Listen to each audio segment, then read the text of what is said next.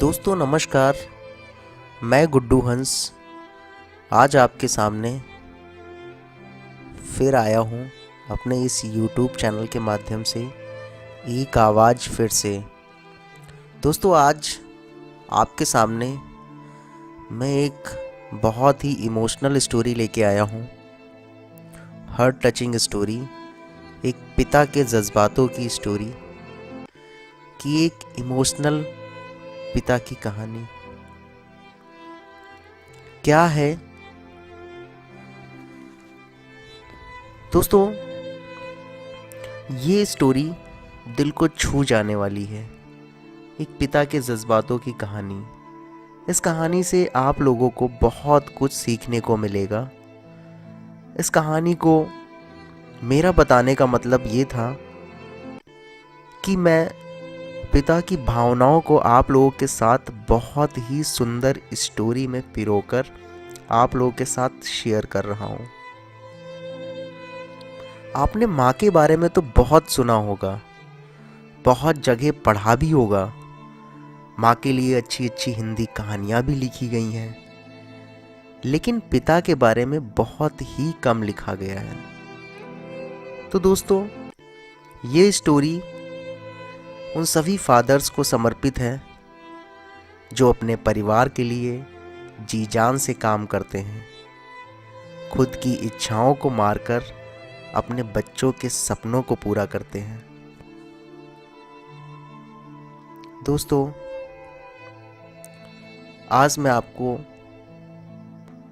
एक पिता की इमोशनल कहानी बताने जा रहा हूँ। इस स्टोरी की शुरुआत होती है, लड़का उसका बताता है, जब मैं घर से गुस्से में बड़बड़ाते हुए निकल आया था और बस स्टैंड की तरफ आगे बढ़ने लगा, मैं मन ही मन बड़बड़ा रहा था। पता नहीं कितने पैसे छुपा रखे हैं, लेकिन मेरे लिए एक बाइक नहीं ले सकते। अब मैं यहाँ से चला जाऊँगा और तब तक वापस नहीं आऊँगा जब तक मैं खुद के पैसे से बाइक नहीं खरीद लेता। इतना सोच ही रहा था, तभी मेरे पैर में मुझे कुछ चुभने का एहसास हुआ। नीचे देखा तो समझ आया कि जल्दबाजी में पापा के जूते पहन के आया हूँ। उन जूतों में कील उभरी हुई थी जो मेरे पैरों में बार बार घाव किए जा रही थी। लेकिन उस समय गुस्सा अधिक था तो मैं बड़बड़ाते हुए आगे बढ़ गया। कुछ देर बाद मुझे याद आया कि मैं पापा का पर्स भी साथ में लाया हूं। फिर मेरे खुराफाती दिमाग में एक ख्याल आया, क्यों ना आज पापा का पर्स चेक किया जाए, जिसे आज तक उन्होंने किसी को हाथ तक लगाने नहीं दिया।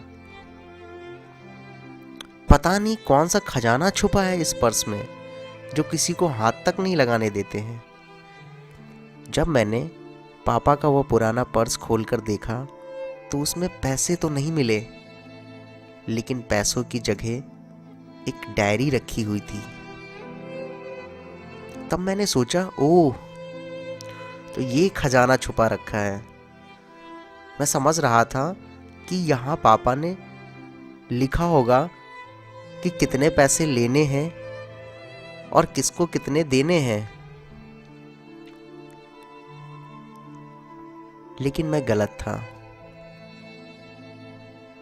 जब मैंने उस छोटी सी डायरी का पहला पेज खोलकर देखा तो वहां पर जो लिखा था वो थोड़ा सीरियस कर देने वाला था।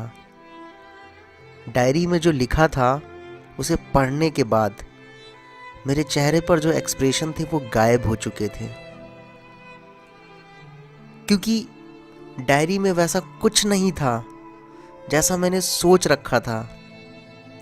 वहाँ पर उन पैसों का हिसाब लिखा हुआ था जो अलग अलग कामों के लिए अलग अलग लोगों से उधार लिए गए थे।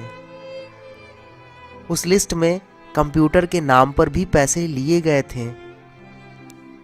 कुछ यूं लिखा था, 50,000 बेटे के कंप्यूटर के लिए। ये वही कंप्यूटर था जिसे मैं आज तक यूज़ कर रहा हूँ, लेकिन मुझे ये पता ही नहीं था उस कंप्यूटर को खरीदने के लिए पैसे कहाँ से आए थे। लेकिन आज पता चल रहा था। मुझे आज भी याद है जब मैंने पहली बार कैमरे की जिद की थी, जो मेरे पापा ने मुझे 2 हफ्ते बाद मेरे बर्थडे पर लाकर दिया था, जिसे देखकर मैं बहुत खुश हुआ था। और मुझे खुश देखकर मुझसे कहीं ज़्यादा अगर कोई खुश था तो वो थे पापा। अब मेरे चेहरे से गुस्सा एकदम गायब हो चुका था। जब मैंने आगे का पन्ना पलटा, वहाँ पर कुछ विशेष इच्छाएं लिखी हुई थी।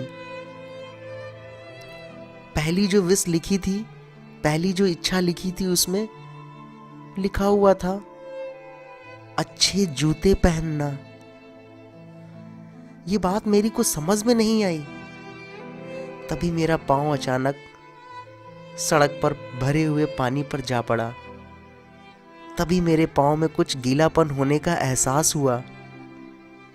जब मैंने जूता उतार कर देखा तो उसका तला टूटा हुआ था।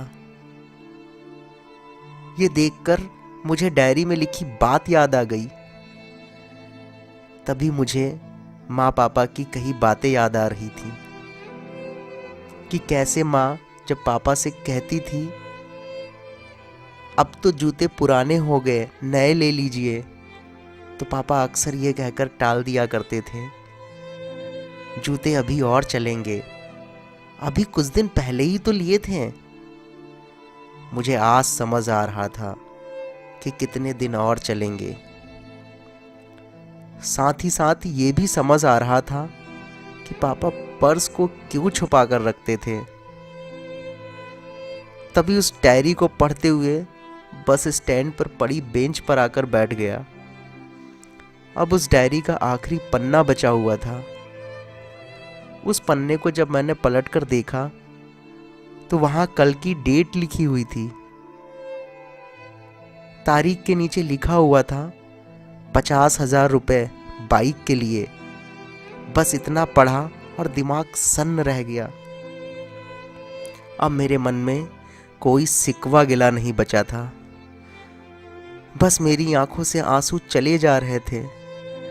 मुझे आज तक नहीं पता तब मैं क्यों रोया जा रहा था। अब मैं जल्दी से घर की तरफ भागा, लेकिन जूतों की वो कील पाँव में अब तक घाव बनाने में कामयाब हो चुकी थी। मैंने जूतों को रास्ते में निकालकर फेंक दिया और भागते लड़खड़ाते हुए घर जा पहुंचा। लेकिन पापा घर पर नहीं थे। मैं समझ गया था वो कहाँ गए थे। मैं सीधा पास वाली बाइक एजेंसी की तरफ भागा। पता नहीं आजकल कहाँ से इतनी ताकत आ गई थी कि मैं भागते हुए थक नहीं रहा था, और भी बिना जूतों के नंगे पैर। जैसे तैसे मैं बाइक एजेंसी पे पहुंचा। पापा वहीं थे। मैंने पापा को दौड़कर गले लगा लिया और मेरी आंखों से आंसू रुकने का नाम ही नहीं ले रहे थे। पापा कुछ समझ ही नहीं पा रहे थे कि आखिर हो क्या रहा है, मैं क्यों रो रहा हूँ। मैंने पापा से कहा, पापा मुझे मोटरसाइकिल नहीं चाहिए, आप अपने लिए जूते ले लीजिए। अब आज से जो भी मैं करूँगा अपनी मेहनत अपने बलबूते पर ही करूँगा।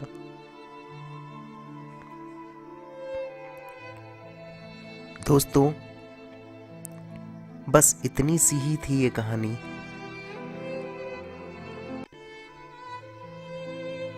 ये हार्ट टचिंग स्टोरी आज आपको बताते हुए मेरी भी आंखें नम हुई हैं।